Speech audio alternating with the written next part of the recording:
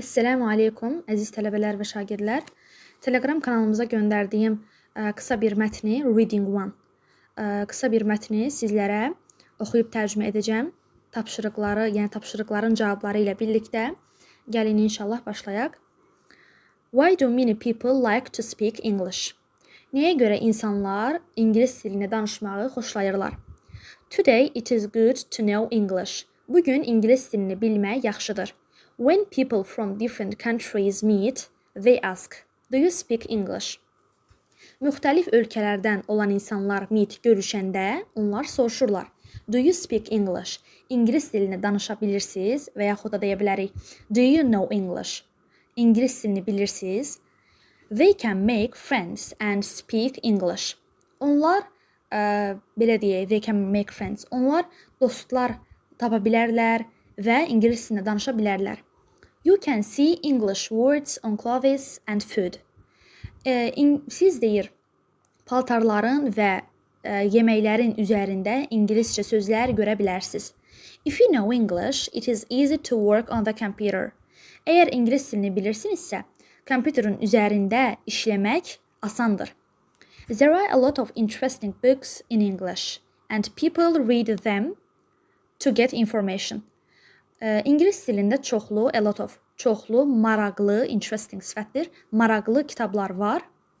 İngilis dilində çoxlu maraqlı kitablar var. Və insanlar məlumat əldə etmək üçün onları oxuyurlar. Gəlin, əziz tələbələr, tapşırıqlara keçək inşallah. Birinci tapşırıqda baxaq. We read them. Biz onları oxuyuruq. Onlar nədir? They are clothes, paltarlar, xeyir. Computers, kompüterlər, xeyir. Countries, ölkələr. Əlbəttə ki, C variantı books. Biz onları oxuyuruq. Baxın, burada var idi tapşırıqda. Biz onları oxuyuruq. Onlar nədir? İngilis dilində olan kitablardır, books.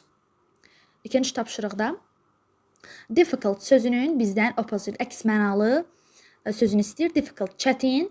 Easy, asan. B variantı. Interesting, maraqlı olmaz. Different, müxtəlif olmaz. Good, yaxşı olmaz. B variantı.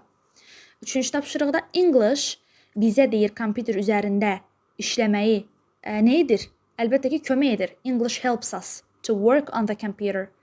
Meet görüşmək, see görmək, speak danışmaq. Bunlar olmaz. A variantı. Dördüncü tapşırıqda people from different. Müxtəlif nədən olan insanlar?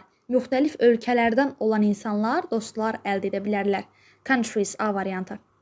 Food, yemək olmaz. Müxtəlif yeməklərdən olan insanlar. Müxtəlif paltarlardan bu da olmaz. Kitablardan bu da olmaz. A variantı. Beşinci tapşırıqda, əziz tələbələr, if you know English, yəni bu cümlədir. Bunu cümlə formasında yazmışam və yəni bunu danışıq kimi də istifadə edə bilərsiniz. If you know English, əgər ingilis dilini bilirsinizsə, you can vote, yəni siz nə edə bilərsiniz? You can read English books, for example. İngilis dilində kitablar oxuya bilərsiniz.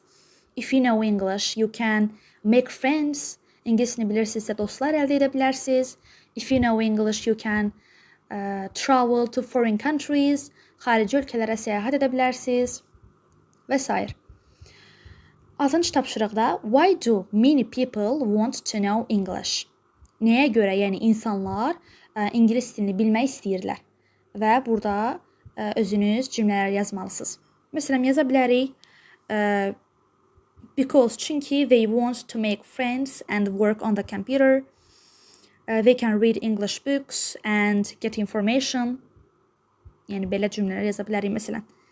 Çünki onlar dostlar əldə etmək istəyirlər və kompüter üzərində work, işləmək istəyirlər və həmçinin onlar ingilis dilində kitablar oxuya bilərlər və information, to get information, məlumat əldə edə bilərlər. Belə əziz tələbələr, inşallah belə mətnlərin daha çox gəlməsini istəyirsinizsə, bizlərə komment bölməsində, şərh bölməsində fikrinizi bölüşməyi unutmayın. İnşallah növbəti mətnlərdə, növbəti videoda görüşmək üzrə. Esselamu aleykum.